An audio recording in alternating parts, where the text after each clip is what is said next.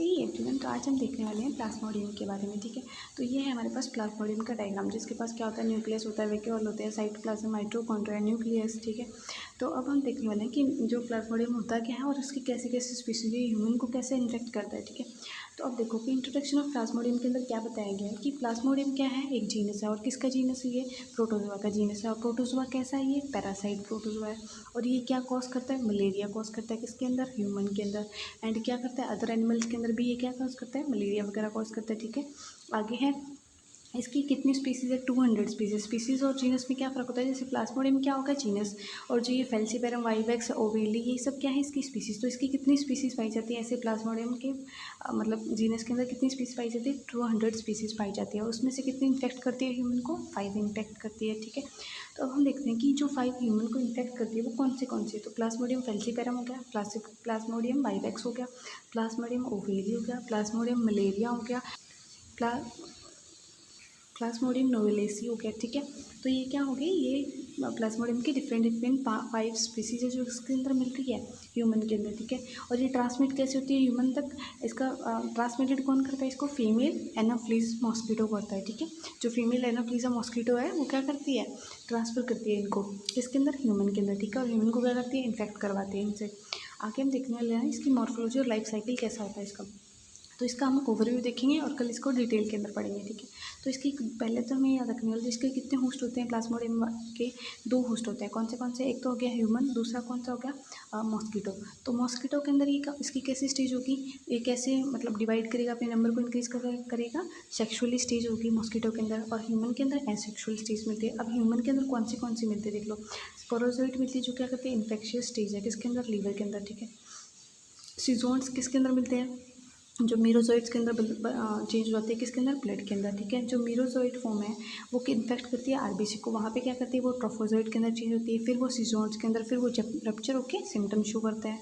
ठीक है, और क्या होता है इसके अंदर, मीरोजोइट्स फॉर्म होगी, हमने देखिए सीजोन्स होते हैं, स्पोरोजोइट फॉर्म होती है, ट्रोफोजोइट फॉर्म होती है। ठीक है, अब जो कुछ एक मीरोजोइट है वो किसके अंदर चेंज आएंगे, गेमेटोसाइट्स के अंदर।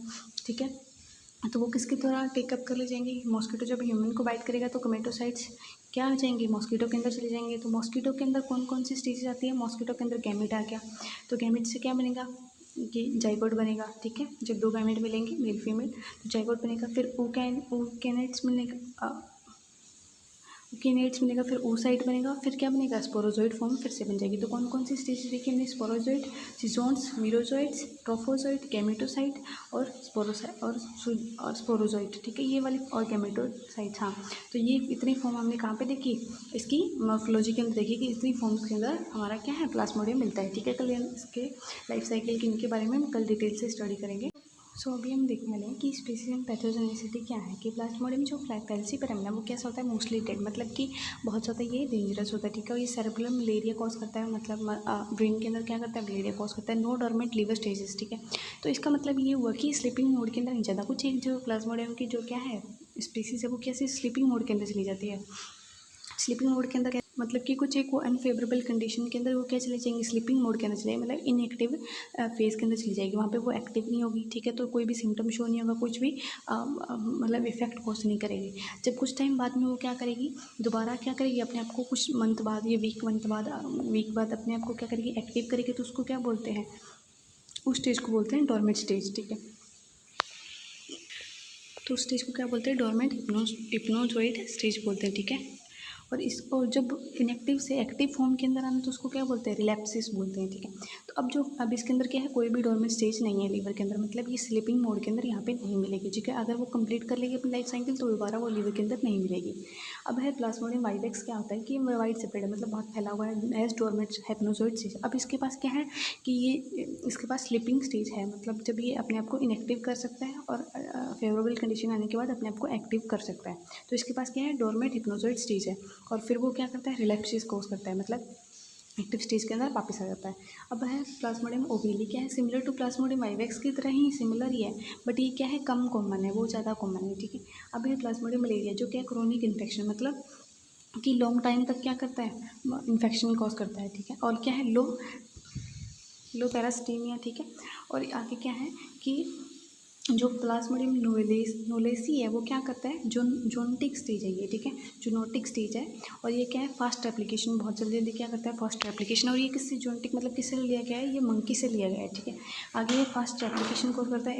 Emerging concern in south east Asia, मतलब कि जो साउथ ईस्ट एशिया है उसके अंदर कंसर्न जताया गया है कि यहाँ पे जो प्लाज्मोडियम नोलेसी वो क्या है, बहुत ज़्यादा फैल रहा है, ठीक है।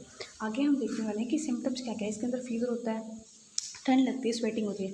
और ये क्या करता है, ये साइक्लिक मैनर में रिपीट होता है, मतलब पहले फीवर होता है, फिर ठंड लगती है और फिर स्वेटिंग वगैरह होती है, ठीक है। तो ये साइक्लिक मैनर में होता रहता है, ठीक है। ठंड लगी, फीवर हुआ, फिर स्वेटिंग होगी। तो आगे हेडेक वगैरह होना, वोमिटिंग आना, फैटिक, थकावट वगैरह होना। सेवरल केसेस में, कुछ ही केसेस के अंदर सीवियर केसेस के अंदर, मतलब जब बहुत ज़्यादा डेंजरस कंडीशन आ जाए तो उसके अंदर क्या हो सकता है, कोमा के अंदर जा सकता है, एनीमिया हो सकता है, ऑर्गन फेलियर भी हो सकता है। स्पेशली किस केस के अंदर, प्लाज्मोडियम फैल्सीफेरम बहुत ज़्यादा हमने देखा था कि डेंजरस है, तो उसकी वजह से क्या हो सकता है, एनीमिया हो सकता है, कोमा के अंदर जा सकता है, ऑर्गन फेलियर तक भी हो सकता है, ठीक है। आगे हम देखना है कि origin and evolution of Plasmodium का ओरिजिन और इवोल्यूशन कैसे हुआ। तो Plasmodium likely evolve over millions of year from ancestor infecting reptiles, birds and mammals, मतलब कि हमने देखा है कि जो प्लाज्मोडियम वो मतलब इवोल्व हुए हैं, मतलब बहुत सारे मिलियंस ऑफ ईयर के अंदर। तो क्या अपने एंसेस्टर से वो क्या हुआ है, इवोल्व हुए। पहले उन्होंने किसको इन्फेक्ट किया था, बहुत सारे रेप्टाइल्स को, बर्ड्स को किया था, ठीक है, और मैमल्स को भी किया है। आगे है जूनोटिक ओरिजिन, मतलब ह्यूमन इंफेक्टिव स्पीसीज क्या है, जैसे प्लाज्मोडियम नोवेलिसी हो गया, वो ओरिजिनेट इन प्राइमेट। अब जूनोटिक स्टेज के अंदर क्या है कि ये मंकी से क्या हुआ है, इवॉल्व हुआ है, जो कुछ एक ह्यूमन इन्फेक्टेड स्पीसीज है, जैसे प्लाज्मोडियम नोवेलिसी हो गया, वो क्या हो गया, वो ओरिजिनेट हुआ है प्राइमेट। ओरिजिनेटेड किस में हुआ है, प्राइमेट्स के अंदर। हम लोग क्या है, प्राइमेट्स ही है, ठीक है। एवोल्यूशनरी माइलस्टोन्स क्या है, देखो, प्लाज्मोडियम फैल्सीपेरम में हैज़ इवॉल्व फ्रॉम। अब जो प्लाज्मोडियम फैल्सीपेरम कहाँ से इवॉल्व हुआ है, वो प्लाज्मोडियम की अदर स्पीसीज है उनसे क्या हुआ है कि इवॉल्व हुआ है, and form Plasmodium species infecting. और कुछ उसने क्या ऐसी फॉर्म की है कि वो उसने क्या ऐसी स्पीसीज फॉर्म की है जिससे वो क्या मतलब डेवलप हुई है, जिससे वो क्या करती है, इन्फेक्ट करती है, इसको गोरिल्ला को इन्फेक्ट करती है। जो प्लाज्मोडियम वाइपेक्स है वो लाइकली क्या है, emerge from a parasite in African apps, जो अफ्रीकन लंगूर वगैरह है उनके अंदर जो क्या है, एप्स वगैरह, उनके अंदर क्या है कि वहाँ से जो प्लाज्मोडियम वाइपेक्स है वो इवॉल्व हुआ है, ठीक है, इमर्ज हुआ है, and spread with human to the other continents वहाँ का, ठीक है। तो अलग अलग कॉन्टिनेंट्स के अंदर क्या हो गया, ह्यूमन के साथ साथ वो अलग अलग जगह फैल गया। तो इसके अंदर ओरिजिन के अंदर, इवोल्यूशन के अंदर क्या बताया, देखो कि ना, मतलब पहले इन्होंने रेप्टाइल्स वगैरह, बर्ड्स वगैरह, मैमल्स वगैरह को भी क्या किया था कि इन्फेक्ट किया था, ठीक है। तो जो जोनोटिक स्टेज है कुछ एक ह्यूमन के अंदर, सबसे पहले क्या था, प्लाज्मोडियम जो नोवेलिसी है वो क्या है, मंकी के अंदर ओरिजिनेट हुआ था, ठीक है। अब है इवोल्यूशनरी, जो प्लाज्मोडियम फैल्सीपेरम उसने अपने आप को ऐसे कुछ स्पीसीज में इवॉल्व करा जिसने क्या इन्फेक्ट करा गोरिल्ला को। कुछ एक ने क्या करा कि कुछ एक इवॉल्व कहाँ से हुए, जैसे वाइपेक्स हुआ, कहाँ से हुआ, जो अफ्रीका के लंगूर वगैरह थे उनसे क्या हो गया, एप्स वगैरह उनसे क्या हो गया, इवॉल्व हो गया, ठीक है। और कहाँ पे, ह्यूमन के थ्रू वो कहाँ पे, अलग अलग कॉन्टिनेंट के अंदर क्या हो गया कि डाइवर्स हो गया, ठीक है। अब स्प्रेड एडेप्टेशन ड्रिवन बाय, अब जो हमें पता है कि ये कैसे फैला है और कैसे उसने अडेप्ट किया अपने आप को, वो देखते हैं। जो प्लाज्मोडियम वाइपेक्स है, देखो, या कोई भी प्लाज्मोडियम की स्पीसीज है वो क्या है, अब हमें पता है कि ह्यूमन को इन्फेक्ट करे, तो ह्यूमन, हमें पता है कि ह्यूमन का इवोल्यूशन कैसे हुआ है, लास्ट मैंने क्लासेस के अंदर शायद बताया हुआ है। तो ह्यूमन का जैसे जैसे इवोल्यूशन हुआ, वो एक कॉन्टिनेंट से दूसरे कॉन्टिनेंट गई, तो जब भी वो कॉन्टिनेंट उन्होंने चेंज किया तो अपने आप को क्या क्या माइग्रेट किया। तो ह्यूमन के माइग्रेशन के साथ साथ क्या हुआ, उनका भी क्योंकि ह्यूमन को इन्फेक्ट किया हुआ है, तो वहाँ जहाँ पे भी जाएंगे वो क्या करेंगे, अपने साथ उसके स्टेजेस, डिफरेंट स्टेजेस लेके जाएंगे, और जिस कॉन्टिनेंट के अंदर जाएंगे तो वहाँ पे क्या हो जाएगा कि जो प्लाज्मोडियम उसकी स्पीसीज का माइग्रेशन हो गया, ठीक है। ह्यूमन के साथ इनका क्या हुआ है, माइग्रेशन हुआ है। मॉस्किटो डिस्ट्रीब्यूशन, अब हमें पता है कि मॉस्किटो की जैसे जैसे मॉस्किटो का डिस्ट्रीब्यूशन है, मॉस्किटो के अंदर भी इसकी स्टेज पाई जाती है, सेक्सुअल स्टेज। तो जैसे जैसे मॉस्किटो का डिस्ट्रीब्यूशन हुआ वैसे वैसे इनका डिस्ट्रीब्यूशन हो गया।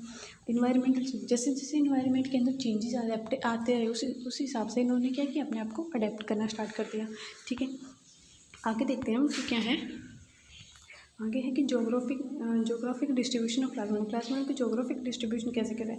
अब हमें पता है कि प्लाज्मोडियम क्या हर जगह मिल रहा है, बट पहले क्या था कि प्लाज्मोडियम एक पहले हर जगह नहीं था, ठीक है, वर्ल्ड वाइड नहीं था। ये कुछ एक क्या है, एक एंडेमिक एरिया पे था, मतलब कि स्पेशली जिस एरिया पे ये पाए जाते हैं वहाँ से और कहीं पे भी ना मिले, तो उसके कुछ एंडेमिक एरिया थे जो मलेरिया के, ठीक है। वो क्या क्या थे, देखते हैं कि मलेरिया के एंडेमिक रीजन, पहले हमने देख लिया कि एंडेमिक एरिया क्या होता है, या रीजन क्या होता है कि जहाँ पे कोई भी स्पीसीज जो सिर्फ एक ही जगह पे मिल रही हो पूरे वर्ल्ड के अंदर वो, या फिर बहुत कम प्लेसेस पे मिल रही हो और कहीं पे ज़्यादा वाइडली स्प्रेड ना हो, तो उसको क्या बोलते हैं, उसको बोलते हैं एंडेमिक। ठीक है, तो अब देखते हैं कि मलेरिया एंडेमिक रीजन्स क्या क्या हैं। जैसे सब सहारा अफ्रीकन हो गया, अफ्रीका हो गया, ठीक है, इसके अंदर क्या हो गया, तो ये प्लाज्मोडियम फैल्सीपेरम हो गया, डोमिनेंट स्टेज थी, हाईएस्ट क्या थी,